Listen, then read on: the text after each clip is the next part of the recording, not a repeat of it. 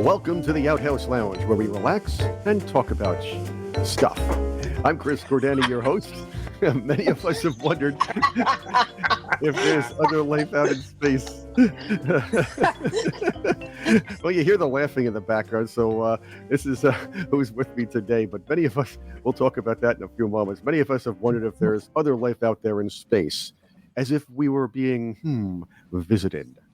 Why has the government been so tight-lipped about the possibilities, considering a former Pentagon official, driven, as he has publicly said, by his duty to reveal truth, claimed the U.S. government has been keeping crashed alien spaceships under wraps for decades? This has been, long thought about, yet always denounced as a conspiracy theory. With me is my rather cool panel to talk about this, so let's welcome them. I have Lieutenant Colonel Tony Shaffer. He's the host of The Hard Truth, former Special Ops Intelligence Officer, and I really can't go further than that, or else he'd have to kill all of us, or at least maim us. Is that correct? I can't confirm or deny my lethal capabilities. I have some great rockers with me. Cherie Currie from the Runaways, her solo work, and the exquisite chainsaw sculpting. Jack Hues of Wang, Chung, and the Quintet. And I like the Quintet, by the way. Cool. And Susan Olsen's with us, actress, perhaps quite familiar with this boxy, crowded on-screen arrangement. And of course, Susan Ultra. I like Susan that. Ultra. Susan Olsen. That's a UFO name. This is what happens when I don't get my coffee in the morning, and I haven't bothered to get it yet. And of course, Jeremy Kennedy, he is the host or co-host of the Totally Rad 80s podcast, Dancing with Ourselves. Jeremy, thanks for coming back on with us. Mm-hmm. Elizabeth Breckenkamp is with us as well, and she is the co-host of The Hard Truth and fine voice actress. So we have a very diverse panel here, if you will. I like it. I'm a guy who supports diversity. So let's start here. It has come out. It has come out. A Pentagon official spilled the beans on the government's keeping of crashed alien spacecraft. First, I kind of thought this was happening since I heard about Area 51. What say you all? Are we talking about David Grush, or are you talking about someone else? You know what? I'm just saying, what say you all? I mean, what do you think? Oh, on that particular issue, yeah, of course they have. Absolutely. Absolutely. So let me. That's a lot of our inventions. So if the basic question is the government hiding anything from us? Well, of course they are. Yeah. Well, I got to jump out here in a few minutes, but let me do what I normally do in shows like this. As an operative, I may know things, I may not. Nobody knows. I don't know. I don't know what I don't know. Just saying, So, but what I will say is this: there's been ample evidence, to Jack's point, already in popular media, and this is called The Day After Roswell, written by Colonel Philip Corso. Now, this book, I was a young operative back in Defense Intelligence when I first read this in 1996. So I gave this to one of the graybeards, one of the old guys who was part of, I suspected, a program. And I said, read this book. Now, this book, the premise of this book, that something crashed at Roswell in 1947, that the pieces of technology were taken from Roswell to Wright-Patterson Air Force Base in Dayton, Ohio, next to my alma mater, Rice State University in Dayton. That's interesting, since I went to college there. And then the other stuff went to Fort Belvoir, Virginia, in Northern Virginia, where, strangely enough, I was assigned there for most of my career. Not there's a correlation does not mean causation. Just saying. Anyway, if you believe the book, and the guy, I said, how accurate is this book? And he said 80%. So if you take the premise of the book that a UFO crashed and the technology was dispersed, that means it's real. So to Jack's point, I think it's only logical that Pentagon officials are starting to come out now. So, and I highly recommend the book. It was interesting back in 2000, I think it was. I actually went to Roswell. Yeah, I was on tour, and it was like a little sort of detour that we took to go to Roswell, and we spent the night in this kind of trailer park, tour bus. And the following day, they have a UFO museum there. And there was a guy, the guy who founded the museum was he a captain? Walter Haut, anyway. So he was the guy who was the press officer at the Roswell Army Airfield when the crash sort of supposedly happened. and it was just interesting to talk to him, because obviously I sort of shook his hand and was slightly starstruck, and just said, so what did happen on that day? And all he could say to me was, I was called into the office of the guy who was in charge of the airfield, and he said to me, I want you to put out on the wire, which is what they had for communication in those days, that we've retrieved a crashed flying disc, and that needs to be the sort of headline, and so that's what he did. And he said that there was a lot of activity, and then after a couple of hours, another guy came into the room and said, you need to retract that and say that it was a weather balloon. And he said they set up the whole photo thing with the foil weather balloon and on all. I've seen that picture. Yeah, it's a famous picture, and it's a famous story. Of course, everybody's heard this stuff a billion times, I suppose. But it was just interesting to hear it from the horse's mouth, if that's the right phrase, and the sincerity of this guy. He wasn't saying that he saw anything, but he was just told exactly what happened to him on that day, and it was a powerful experience. Well, it's almost like what was it? Attack of LA is what do we call that? The one with that big ship, that airship that was over the beach in Los Angeles, and we had all of our military firing on it, and there's photos of it. And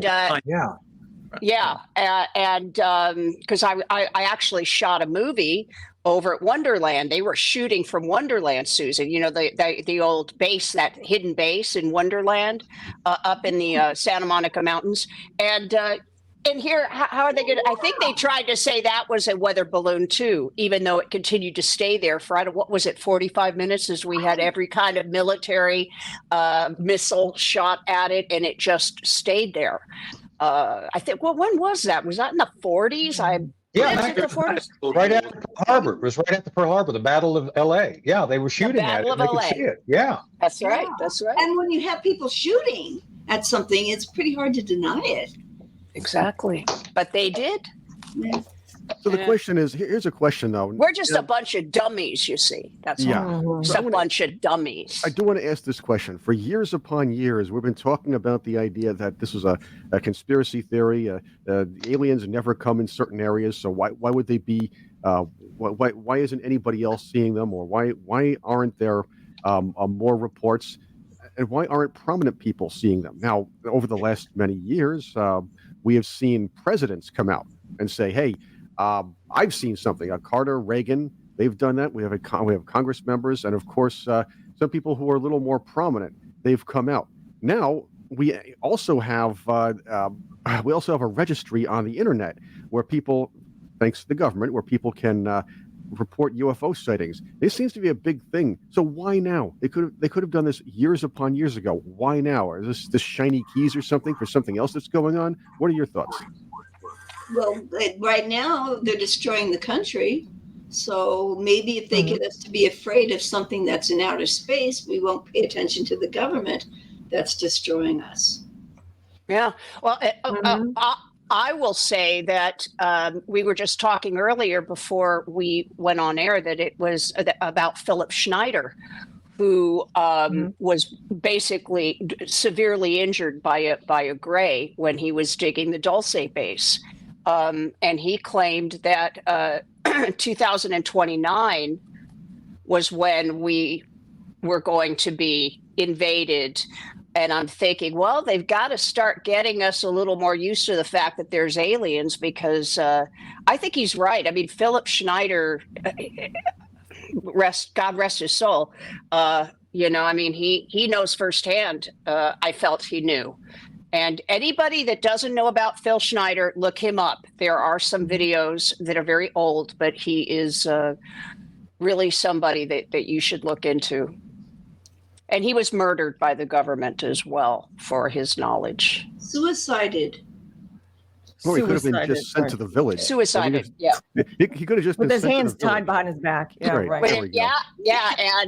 And a rubber hose so tight around his neck that he literally, his face was black. I mean, he was, How do you suicide yourself with your hands tied behind your back and a rubber tube so tight that your head's about to pop off? I don't think so. Yeah, and just it's harder than shooting yourself in the back.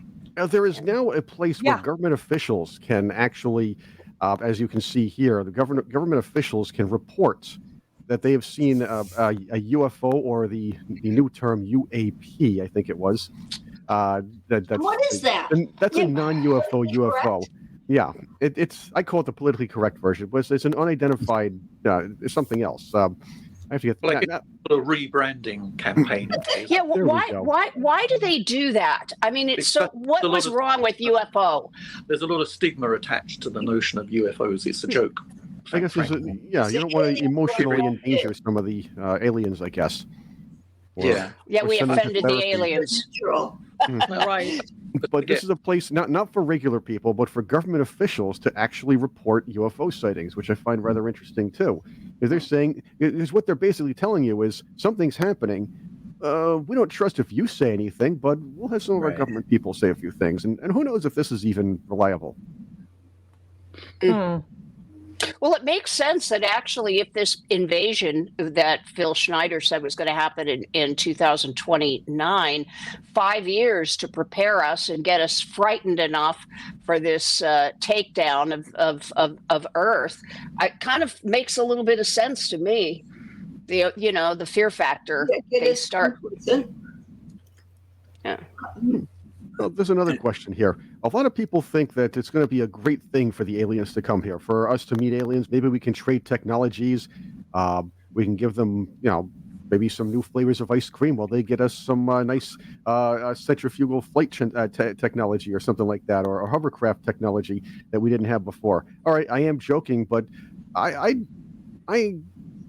people just seem to look forward to the idea of meeting aliens. Okay, maybe a benevolent society would come and meet us. However, what might be more of a consideration is that what happens if it's a predatory society that comes and tries to visit us? They want to colonize or maybe destroy the planet, kill us, and take our resources. Are we playing with fire by trying to deliberately contact extraterrestrials, in your opinion?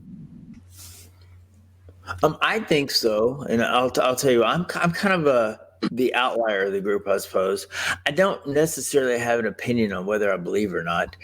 I mean, certainly I'm open to anything. I live in Florida. I'm between two Air Force bases, so I'm constantly hearing things that I don't see. Whereas I feel like on this side, people that are reporting these UFOs, et cetera, I feel like they're seeing something more than they're hearing something, and I'm quite the opposite, from my perspective. But going back to your question, Chris, yes, as a Christian, it's like, where do the aliens fit into my world? Well, so many theories out there, and we could debate this all day long. You can go through the scriptures of the Bible and try to match things together. But I think, and this is my opinion, we all have opinions here. My opinion is that these creatures are, or this whole world, I don't think that they are sharing the same blood type that you and I are sharing. I don't see them being a physical body.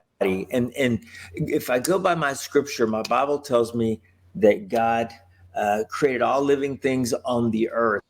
And then, but the whole angel realm, those things were created, they're spiritual, and they were created to serve the purpose of God. And then, of course, with Lucifer falling from heaven, took 1/3 of the angels with him. Well, what happened to those angels? Well, some people are connecting the dots. Maybe, I know Billy Graham was constantly trying to tie the connections between demonic activity and aliens, but this is not the first time this has been tried before. So, but anyway, it's something. If I saw something, first of all, it's going to make me wonder naturally. But if I encountered a physical being, I'm going to be very cautious. I'm not extending my hand because it doesn't fit with what I believe personally. So. I think that what's unarguable is that whatever it is, and there are various ideas these days that are current, some of which is that they've been here way before we have, that they are earth-dwelling creatures. Other people think they're extraterrestrial. Other people think they're interdimensional. So They could be one or other or all of those things, but whatever they are, they seem to be, from the craft that we observe, to be technologically superior to us. And I think from a military point of view, when you're encountering a technologically superior army, race, or whatever it is, you're screwed. Yeah, pretty much. It could be. Has anyone read Project Blue Book? Because I certainly did. The author said that there were 55 different species, and I actually believe that we are here because of the aliens. Personally, I think we have alien DNA. Even AB Rh negative blood, which my son has. They say that is also more towards the alien blood type. And otherwise it doesn't make sense. And not to put down your religion. I was born Catholic. I went through, all of that stuff as well. Exactly. But the thing is I truly believe that we certainly didn't come from just Adam and Eve, because the diversity, the different kinds of ethnicity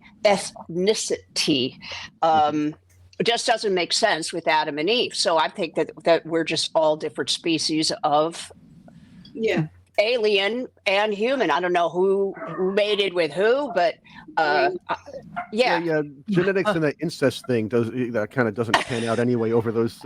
But I understand where you're coming from here, and a lot of geneticists can be described as parable. Now, here's something to the idea that religion and these, I'm going to say it, ready, UAPs, and that and again, unidentified aerial phenomenon. That's what it is. Anomalous. It's the politically correct term for UFOs. The A stands for anomalous, I think. Anomalous. Yeah. So the idea is that the ancient civilizations used to you'll see it in Egypt, but there are a lot of other ones that have drawn gods or beings that came down from flying chariots. This has been interpreted by scientists and archaeologists, many of them, as maybe a possible real life experience where these ancient civilizations had met up with aliens who came down from the sky, and there was no other explanation by them. And that can also be legitimized by the fact that certain structures, landing pads, and if you will, that are virtually identical, have been found in different hemispheres. Both sides of the world, remote, and these are remote societies who have never went into contact with each other, and. Well, look at the pyramids. Right. I mean, come on, the pyramids. We could not build the pyramids today. And you look at, it's impossible. That's a different story. I mean, Stonehenge. It's just impossible. These have to have been alien helpers there, in my opinion. Has to be. It's just common sense. How it just doesn't make sense otherwise. Certainly the massive question mark on pyramids and stuff like that, because you can't explain you can't. how they were built within the time frame that we're told that they were built in. So it is a massive question mark, and I think all that we're talking about is really a series of massive question marks to which the answers are unclear right now. Well, I think it's very funny that we're so narcissistic to think we're the only ones in this universe. To me, it's just, again, human beings are the most narcissistic, selfish, me, I'm so great. And the thing is we are not alone. I've seen the ships myself. I absolutely know that they have been here far longer than millions of years, I believe. And, I think we are so lucky to be here at this particular time in history, because I think we're going to finally get the answers to all of these questions that we have today. I believe that with all my heart, and I think it's going to happen sooner than later. I would hope so. But you have to think that governments, if these ships have been found or somehow escorted back here for some reason or another, you have to think that a lot of our scientists were reverse engineering some of these things, not unlike the rumors that were going around that the Third Reich was doing so during World War II. Mm-hmm. Oh, right. Right. Right. So you think that's what led to the what were you calling it? The Battle of LA? Battle of LA. Because I was Battle looking of that up, LA. and that was February 24th and 25th, 1942. That's when that happened. Yeah. And that's So, so yeah. weird that we don't, it isn't common knowledge, you know, and something that was that visible and witnessed by that many people. And I don't know, I thought it was crazy that I didn't know about it until I was in my 30s. But, you know, Well, you know, if you go into most elementary schools and high schools today, at least in America, if you ask them anything about the Holocaust, I think most of the kids don't know about that either. And, Right. and so many people don't know about it because they're not friggin' teaching it, because No, they're they're more not. worried about CRT and, yeah, right. and DEI and teaching Gender. kindergarten kids that there are 52 different genders. Mm. Hmm. Yeah, like 55 different aliens. Right. Of course. When you It's said like that made me think of that. 55 different aliens and 52, what is it? 53 different genders. Like, Well, there's you know, like there's a that's- correlation there, I think. You Yeah. bring this up, though. Our society's messed up in a lot of ways, okay? Uh-huh. How can you not think the aliens would have the same problem? Think about this. Alien Yeah. civilizations would have to go through certain kind of evolution, and yes, social evolution as well. Maybe they're just as narcissistic as us. They're celebrity oriented, just like this this world is in the first world, that is, and possibly we're going to run into some societies that are almost just like us that may have a little bit of extra technology that we didn't have. And vice versa. Let's say we're able to travel in the next 1,000 years. We're probably going to find societies that aren't quite as advanced as ours. Maybe. Maybe. It There just is- tells me that if something's more advanced, I think that we assume that they must have grown beyond their primitive brains. Like, you know, a lot of what's wrong with us is that we still have these Neanderthal elements going on in our heads.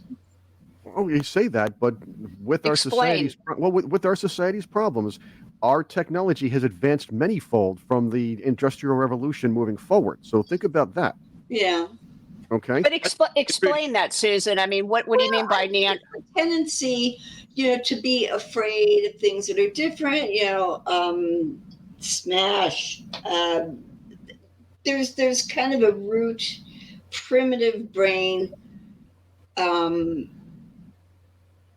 urge to be violent when afraid. I would say that probably describes it the best. To destroy whatever you don't understand. Mm. And when we I can get see that. beyond that, it's easier to advance.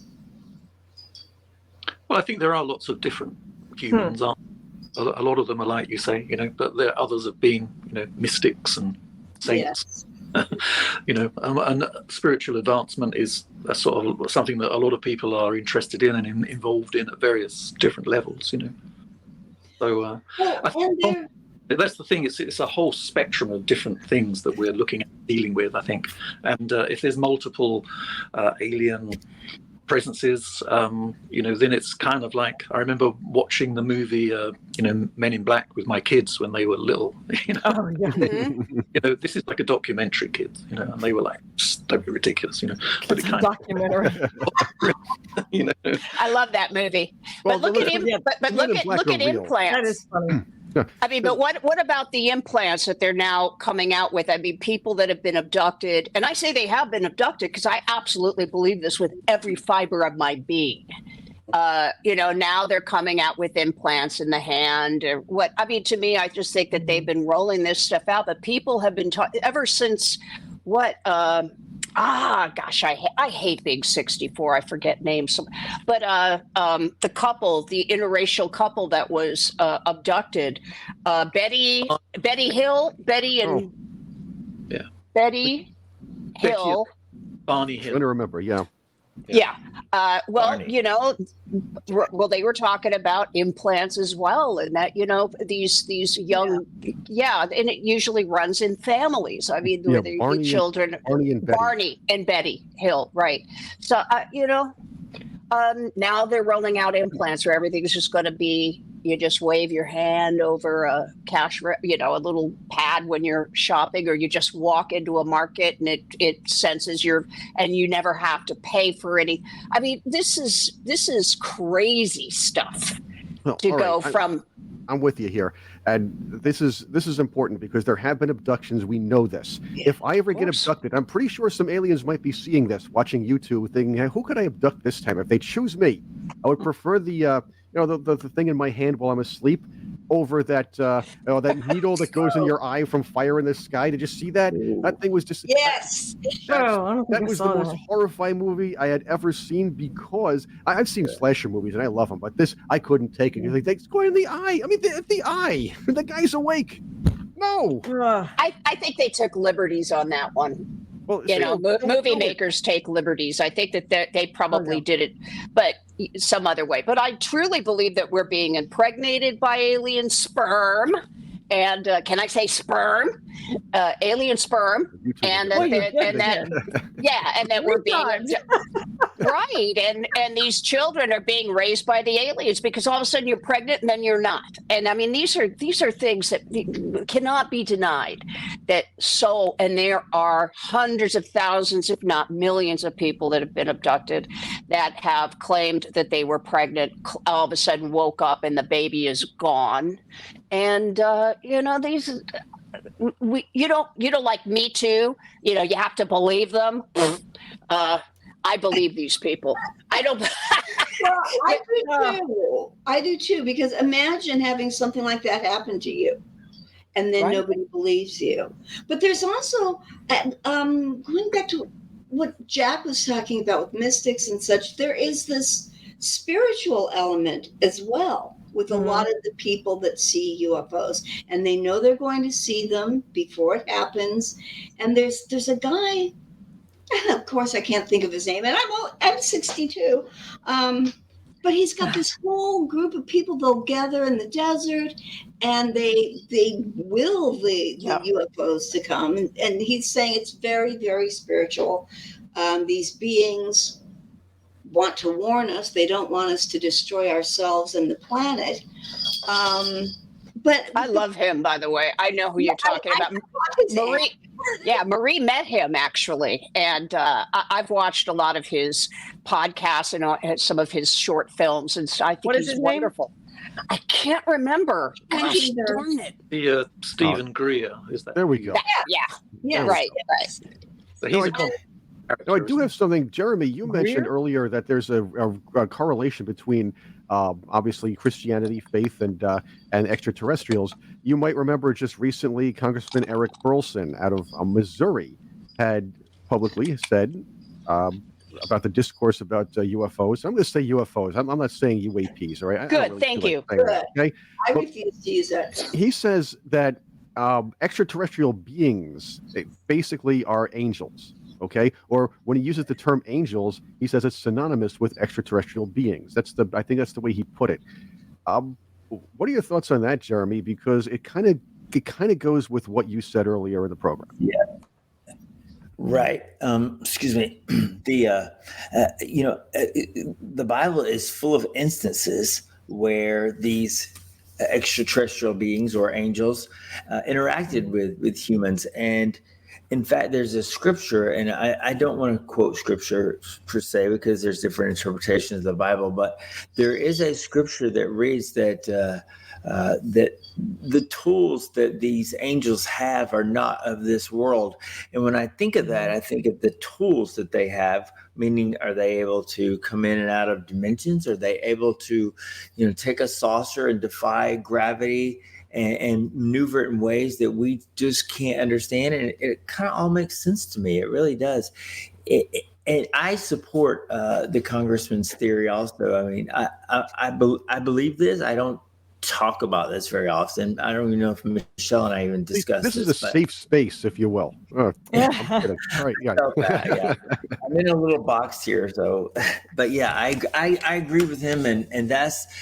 I think what you just said summarizes everything else that I have said up to this point. So, and I'm not carrying this torch for Christianity and trying to correlate this with the whole UFO phenomenon. I'm not like that. I've never spoken about this. I don't think publicly to anybody other than maybe my brother, perhaps. But yeah, I think it's great that we're all talking about this because there's so many categories of different types of research and attributes. For the government, I look at it, well, I want to think that the government is paying attention to this because is this a threat to our nation? Is it a threat to the earth? As far as science is concerned about what's the origin of these beings? What is their life expectancy? We're looking at it from a man's perspective. And then, of course, theology is looking at, what do they have a religion? How do they assimilate? Do they group? Do they live together? And these are all questions. And I'm thinking, angels are all in heaven, but if a third of them fall, where do they go? They got to go somewhere. What do they do? There's a whole chapter in the Bible about. Now I'm getting off. Fallen angels. Oh, this is good. This is right. The fallen angels, and they describe Lucifer because he was the leader. He was the one who tried to take the place of God, and God said nope. And because of his pride, that is interesting because a third of the angels followed Lucifer, so they, or some names for them are demons. But it's interesting that means 2/3 of the angels did not. So it does make you wonder, and it kind of made me think of the Mothman prophecies. If you ever saw the movie or read anything about those, that's interesting too, because a lot of that happened in West Virginia. I don't think it was just West Virginia. Point Pleasant, West Virginia. Yes. Yeah. Thank you. But I think there were some sightings also in Pennsylvania, and even the movie was good. Richard Gere and Laura Linney played the police officer.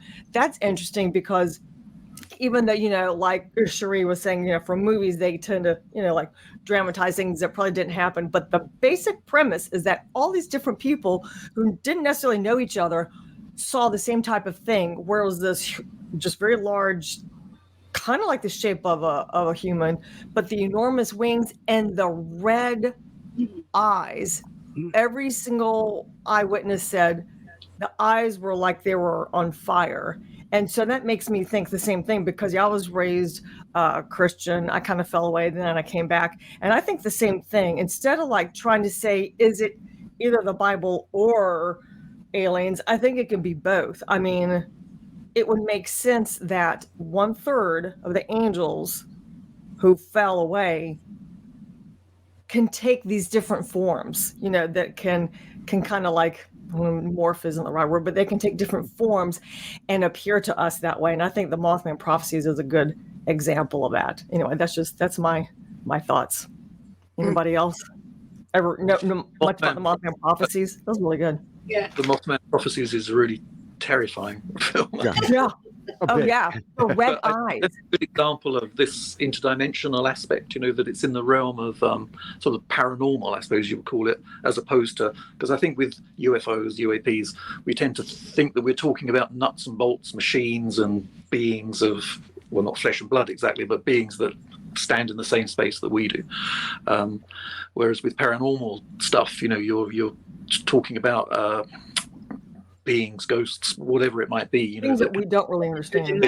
Go out dimension and they go out of it again, sort of thing, and so I think that the confusing thing about UFOs for people who are not into it, and maybe listen to this and sort of think, that we sort of lurch between being reasonably objective about it and then being very kind of unobjective about it, but one of problems is this paranormal aspect to it, that it's not a normal phenomena that you can kind of tie down with scientific method. The scientific method doesn't really help us explain it at all, and you're always down to sort of eyewitness stuff and That's blurry a good point. Yeah. stuff, so it's a very difficult subject to get people into, and there's no one thing that you can say, I don't think, that is for a skeptic to suddenly go like, oh, I get it now, so they must be. I think it's over the years, you read different books, you hear different stories, it doesn't go away, and you start to see this overarching pattern of people stumbling across information or actually experiencing things themselves, like a Phil Schneider type character, and the constant government denial has always been. So, and then I think when you get this bigger picture and a lot of information, you start to sort of realize, well, there's definitely something going on. And, a lot of it must be close to the truth. Well, there's a show that I keep binge watching. My sister and I hooked on it.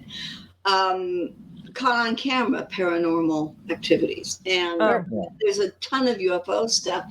And the thing is, we have cameras all the time. We have a camera on us. There are cameras, set up, the closed circuit TV, and we are capturing more and more and more of all of these phenomena, and among them are the UFO phenomena. And it seems like there's more and more people who are saying they knew something was happening before they got out their camera, before they saw it and then got out their camera. Like there was a psychic connection. You know what baffles me a little bit are these civilizations that have gone lost, the Aztecs, the Mayans. I mean, you look at, again, Egypt, you look at just how and people just, because history only seems to go so far. And then it's almost like we had to start over again. Maybe we're entertainment in a way.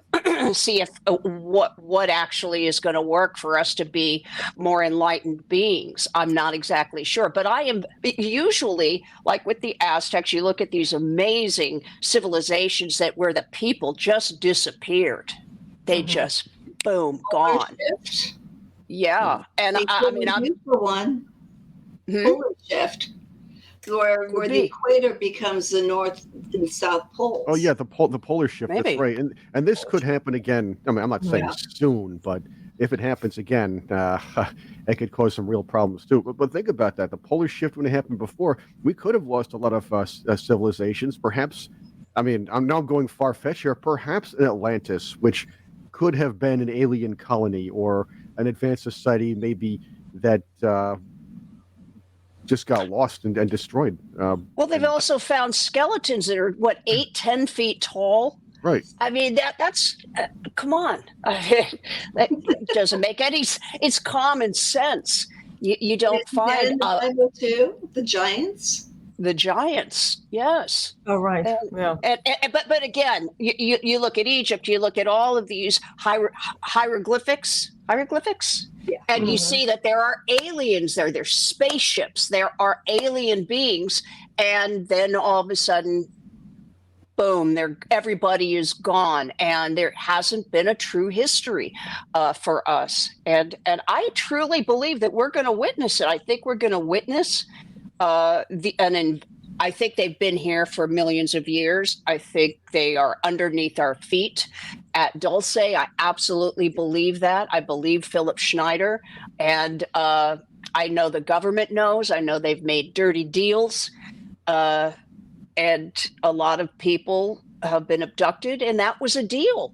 And I again, my age. Now, I forgot the president that was supposed to have met that alien on the aliens on the runway, and one alien who stayed. And there's photographs of him, like at the Pentagon or some with this alien that's 100 and I guess or like 170 years old. Or you guys know what I'm talking about, right? I mean, that alien that was helping President Eisenhower, wasn't it? And 19. Yeah, that's right. That's right. Really? Now we're not talking about that. It's but he made a deal that the aliens could only abduct so many people, and they ended up breaking that deal. The aliens did, because they got a little sick and tired of playing around with us folks. Us to know exactly what was said and what went on. I mean, it's just if it happened, the very fact that it happened, I think, is kind of mind blowing.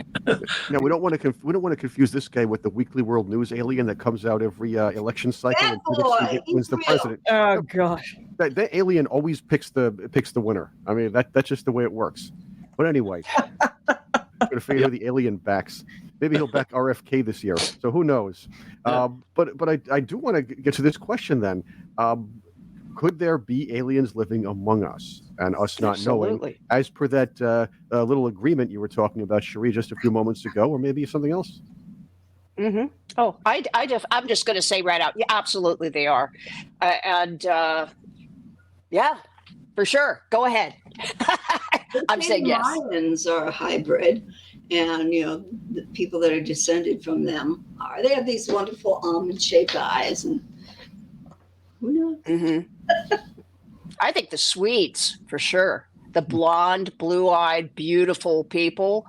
I think that they definitely are, the aliens are. Like the Norwegians. Norwegians, yeah. I'm kidding. Okay, so it's interesting that you pointed that out because my brain goes everywhere. When you said Swedes, definitely because of their physical features. So, I'm sure a lot of us did the ancestry DNA and that type of thing. So I know part of me is Swedish, German, Irish, African, also Welsh. So does that mean that if you do your ancestry and of course, ancestry DNA is not 100% correct. There's always the room for error there. But does that mean that if you're part Swedish or part whatever you're just saying, Welsh, that's possible that you and I would have some kind of alien DNA? Because I know you had mentioned that earlier, Cherie, that you think absolutely. All humans do. Okay. Absolutely. I just never thought of that theory, but that's interesting. No, that would vindicate my elementary school teachers from back in the day. Yeah. Well, yeah. Chris, sorry. Go ahead. Go ahead, Liz. No, go ahead. No, I was just going to say, Chris, your question was, are they among us?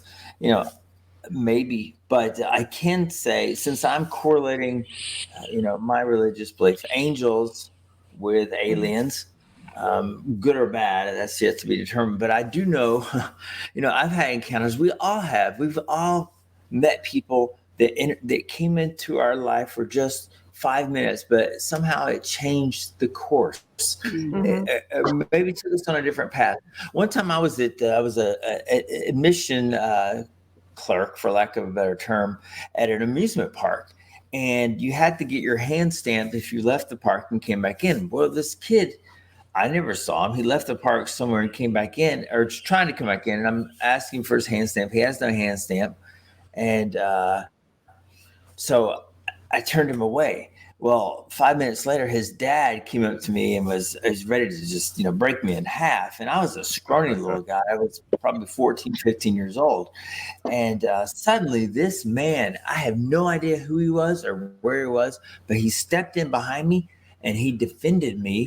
And he was making a verbal threat at the guy who was threatening me. So, and the next thing I know, this guy's gone. I have no idea who he was, where he came from. And I'm on top of a hill. The amusement park was below. So the parking lot was high. This guy came out of nowhere. And I am convinced to this day that was somebody that my God sent to me on my behalf. And I can only refer that as an angel. Maybe I'm nuts. I don't know, but that's just my personal. No, I understand. No, that makes sense to me. Yeah. Mm-hmm. This guy was going to hurt me. That's a good story, and you still remember it, yeah, because it scared the piss out of you. Yeah. I've seen 2 UFOs. Like we were talking earlier, the very first one I was in 7th grade, and it was hovering over the Sepulveda Dam. Everybody saw it. It was on the front page of the LA Times, for crying out loud, when I was only 14 years old. My twin sister, when I was shooting a movie called Parasite, terrible movie, never. Demi Moore's first movie, by the way, she denies, but I mean, she never talks about it. But we were out in Lake Piru and driving home from the set, my sister and a friend, Marie had a moonroof, and they're driving down the 5 freeway over by you, Susan, and they could see it. And it was a mothership, and it was black and hovering over the 5 heading towards Los Angeles. And as they went underneath it, they could see all the components, and it was enormous. It was like a mountain. Encounters. And she saw it. And, if only we had had cell phones back then, they would have gotten pictures of it. But, and then I saw one just last year in Arizona, very close. And it came down and it was cloaked. And because it was like this grayish with almost like a burgundy overtone. And I could feel it coming. Because like we were talking earlier, there's electricity in the air. It drained my cell phone, drained my electronic cigarette. And, but I mean, it came right down and it was like, oh my God. It was amazing. And it was silent. And so, I think we got to buckle up, buttercups, because finally, they can't deny it anymore. And I think we're all just awakening to just, first of all, just the absurdities that's going on around the world, right? And it's absurd what they're doing to people. A friend of mine reached out saying Canada is now a communist country. They're locking everyone down. They removed Trudeau flag from a friend's. The police came, and I mean, so we're really becoming a police state. Mm-hmm. The world as a whole. And I think that's now we're after COVID, we're kind of primed now for the next horror show. And that's going to be this whole threat of alien invasion. No doubt in my mind. The alien emergency, if you will. There we go. The alien health emergency. So that's what's going to happen. Hey, but if anybody, our mission would be an alien, Anthony Fauci perfectly fits the description of an alien. No doubt. Or a garden gnome. But you're insulting aliens. Yeah, I was thinking it. Because he just lies constantly. And it's like, Yeah, Jeremy, you wanted to... Oh, sorry. Jack, I just wanted to know, Jack, how does a guy with your background, your success... What was it about the whole phenomenon that has captivated you, and so that you're so interested to join us today for this conversation? What happened in your life? I guess, I moved out of London about 30 years ago, and I met people who were into this subject. In London, I only met people who were into sort of shopping and looking good, I suppose. And but out here, and I say out here, I live in Canterbury, which is a sort of a city, out of London. Oh, okay. But I went along to a couple of talks that a friend of mine had organised, where they were talking about. One of them was by a guy called Richard Hoagland, who wrote a book about the face on Mars, which was a sort of a thing in the 90s. Gone off the boil a bit, that one. But anyway, I met all these people who were talking about UFOs. They were talking about the Philadelphia experiment, all this stuff, which I knew nothing about. And I was kind of amazed that I knew nothing about it, given that I, by the time, toured the world, I thought of myself as a fairly sort of, worldly person, and I started reading books. I got a book by Timothy Good called Beyond Top Secret. I think it's Above Top Secret, which I recommend to anybody who is starting out on the subject. I was thinking about this before we spoke. How would you encourage someone to get into the subject? I'd say Timothy Good's Above Top Secret is a great starting point.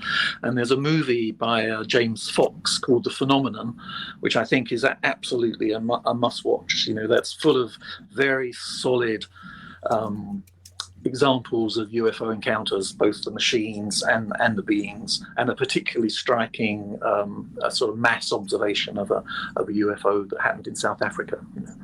So, I once you get into the subject, I think it becomes very compelling, And I suppose by the end of the 90s, there was the X-Files, there was Dark Skies, there were these shows that were kind of like sort of explicating this scenario of contact and all of that stuff.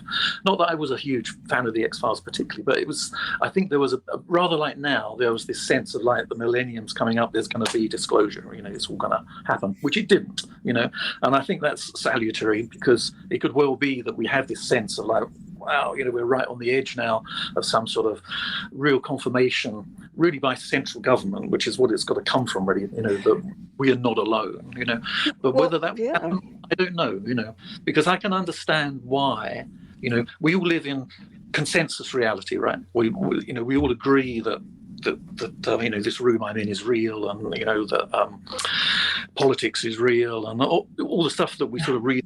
But we're sort of encouraged to think that UFOs, UAPs are not real, basically by the legacy media. And maybe there's good reason for keeping it out of consensus reality, because once it becomes accepted in consensus reality that they're real, then they are. And then you're kind of facing the real kind of fact of not being alone, of being with a race that's technologically superior to you, and so on. And I can see that that's really challenging, and I think when you are in this subject, just to finish up, when you get really interested seriously in it, you have a few sort of sleepless nights, basically, when you start to realize that it's deep and it affects everything. It means that life would never be the same again if we all started to really have to accept that it was a real phenomenon. Well, I believe absolutely. I mean, I'm already way past that personally. I mean, we're on the brink of nuclear war here. We are on the brink. What's gonna take us away from that would be aliens, and the fact. I mean, that would just stop it all. Now, wouldn't it? It would stop, because then it's all Yeah. So here's another question. I want to take this to the next, a different level here. Tony Shaffer's back with us as well. Let's say we are being visited or have been visited, and the potential of, let's say, a takeover attack or maybe even new technology comes into question here.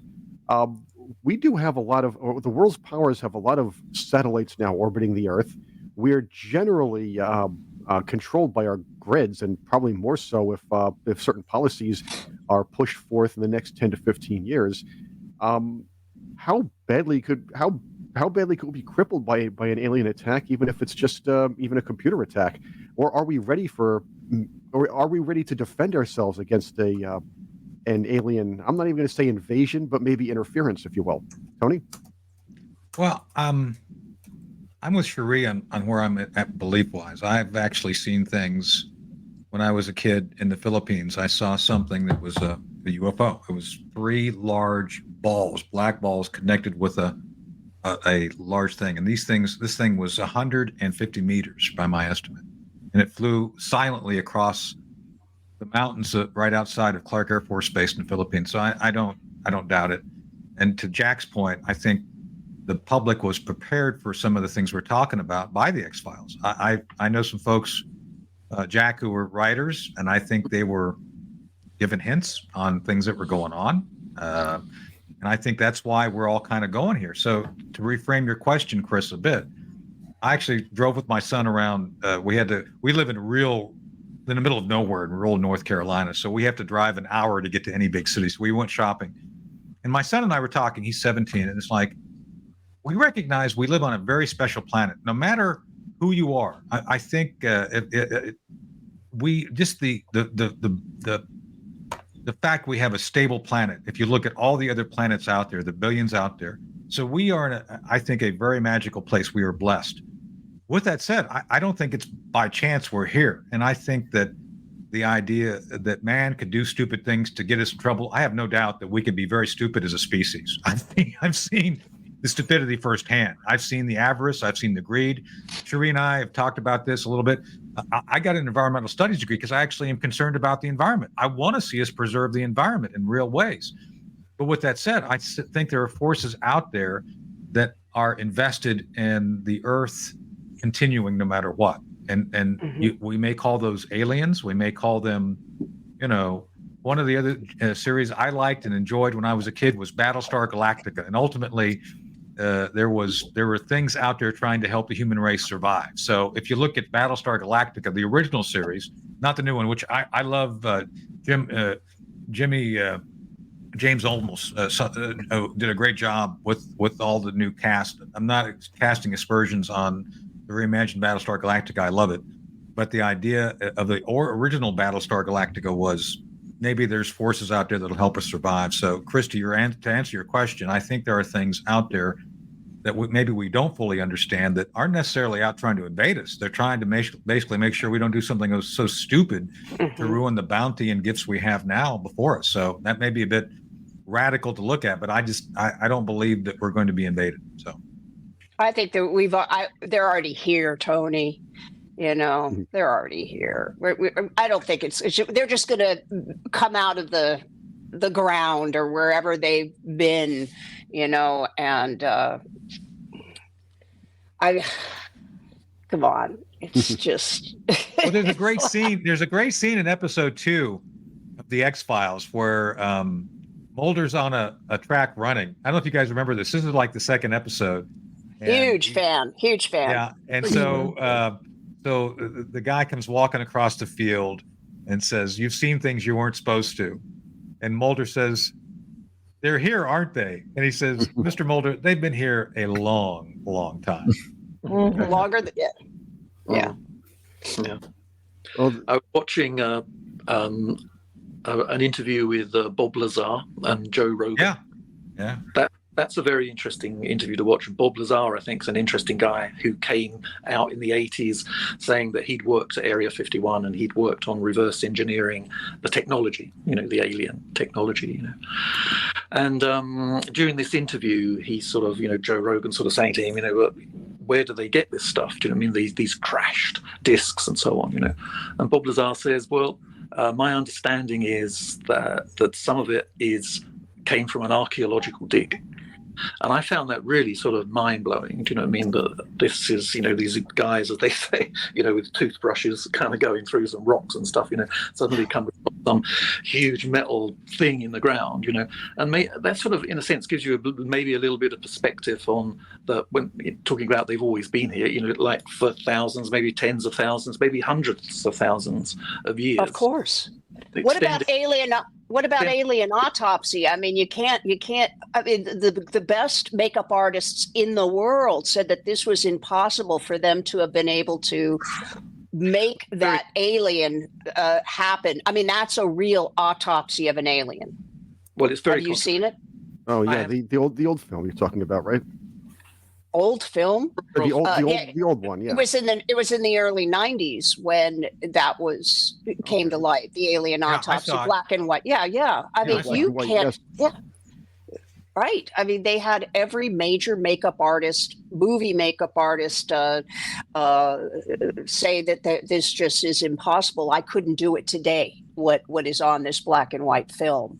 And when you look at it, I mean, it's obviously an alien. And but the fact that they continue to turn around this government of ours, to think that we are that stupid, that they could turn around and say that is faked. It's an insult to me now. I'm insulted by them. I'm insulted by our government thinking that we are that stupid, that we can't handle the truth. You know, it's obvious to a lot are Jack, this is real. Is the British government, are they as aggressive, going on what Cherie said? Are they as aggressive about hiding information? Yes. Much more so as the States? More so here than in, because I think there is a sort of, if you like, an enlightened lobby that wants disclosure or at least some sort of loosening of the secrecy, or even just acknowledgement, not alone. Well, the monarchy would be gone. I mean, there would be no queen, there'd be no king, there'd be none of that. I mean, I would think they would have to do that to keep the whatever the heck that is all about. I think over here was the Rendlesham Forest. Are you guys familiar with that? Yeah. Yes. I've seen films on that. It's great. Yeah. 1980, I think, wasn't it? Sort of Christmas to New Year, 1980, and that's a pretty well-researched story. And a book came out last year, I think, by a guy who's really gone into massive depth about it. But things like that are just simply never reported here, and there's a sort of jokey kind of skepticism still about the subject over here, I think. Well, Jack, I was actually on Australian TV a while back with a former British intelligence official who's been trying to disclose all this stuff. I don't remember his name, but he's been on Ancient Aliens. He's been on a bunch of these other shows, which I love. Ancient Aliens. I mean, I love that. I got to tell you, I watch that stuff.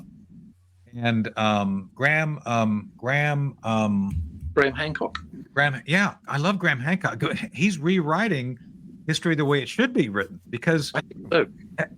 Jack, have you ever been to the pyramids? No. You should go. I recommend everybody go because right next to the Sphinx, right next to it, there's this massive block of rock, 100-ton rock. There's no way we could move 100-ton block. And these things are, I mean, literally, it's 4 times the size of the room I'm in right now. This thing is huge, and I'm standing next to it. I'm thinking, how is it people don't recognize that there's no way we could move this today? We couldn't. That's what we were just talking about, Tony. Right. I mean, that just the pyramids alone should make people sit back and say, this is impossible. We couldn't do it today. So, it's incredible. I don't get it. Incredible. Right. I do have to close this particular episode out. We have to do this again, maybe continue this discussion in the future, find out more about what's going on, especially as more is revealed from this former Pentagon official that's going to be talking a little bit more, or singing like a canary, if you will. We'll have more coming out, and maybe we're going to, as I said, we should do a part 2 of this sometime in the future. Well, yeah, but we definitely need them to start talking because, like Tony also agrees that we've got a nuclear war coming our way, and we have got to something's got to give now. We're really at that point in history that I think we are just a bunch of dummies, the people that lead this world, and so blame it on the aliens, right? It's always good to find someone to blame it on. So exactly. Can I just leave it with this? I was reading something online, and it's an op-ed, but it's from a scientist. And so this interesting thought: if aliens contact humanity, who decides what we do next?